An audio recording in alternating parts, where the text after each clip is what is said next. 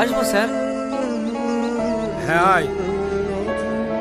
দাঁড়া, এটা স্কুল না মামার বাড়ি পেয়েছিস? যখন খুশি আসবি।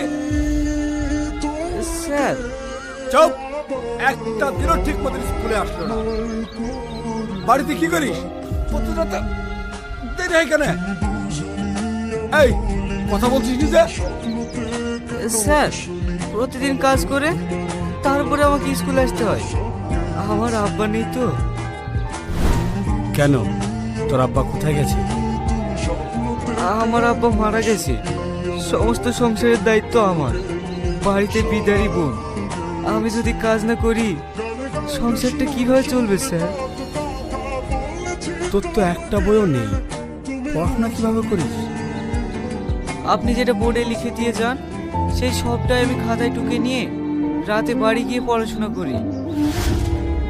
বাহ শাহিন, এইভাবে পড়াশোনা করে এত ভালো রেজাল্ট করো। আমি তোমাকে আশীর্বাদ করছি, তুমি অনেক বড় হবে।